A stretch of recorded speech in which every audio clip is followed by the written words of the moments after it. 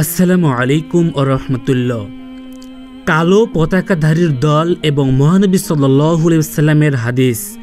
পাকিস্তান, আফগানিস্তান এবং মধ্যপ্রাচ্যের বিভিন্ন দেশসমূহের যেসব মুসলিম বাহিনীর লড়াই করছে তাদের মধ্যে অনেকে আছে যাদের পতাকা কালো এবং কালেমা খচিত।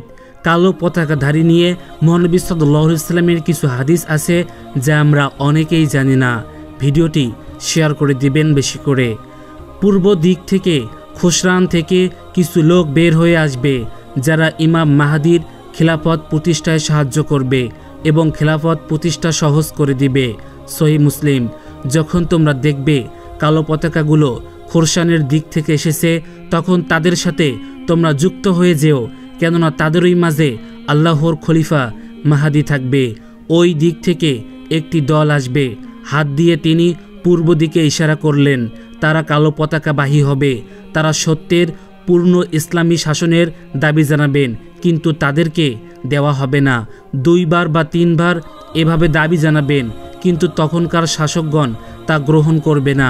শেষ পর্যন্ত তারা ইসলামী শাসন ব্যবস্থায় দায়িত্বে আমার পরিবারস্থ একজন লোকের ইমাম মাহাদির হাতে সমর্পণ করে দিবে।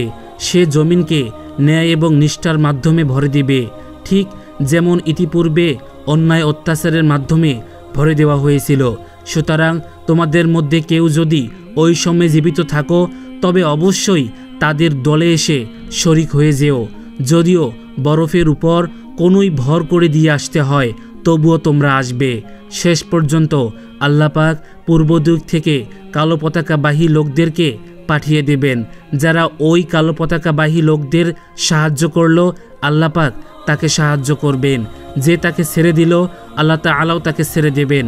তারপর ওই কালো পতাকাবাহীর দল এমন এক ব্যক্তি ইমাম মাহদির কাছে আসবে যার নাম আমার নামের মতো হবে। তারা ওই ব্যক্তি ইমাম মাহদির উপর শাসন ব্যবস্থার দায়িত্ব সমর্পণ করবে। সুতরাং আল্লাহ তাআলাও তাদেরকে সহযোগিতা করবেন। যখন কালো পতাকাগুলো পূর্ব দিকে খুশরান থেকে বের হবে তখন কোনো বস্তু তাদেরকে প্রতিহত করতে সক্ষম হবে না। এমনকি এই পতাকাকে ইলিয়ায় বাইতুল মুকাদ্দাসের জেরুজালেমের উত্তোলন করা হবে, খেলাফত প্রতিষ্ঠা করা হবে।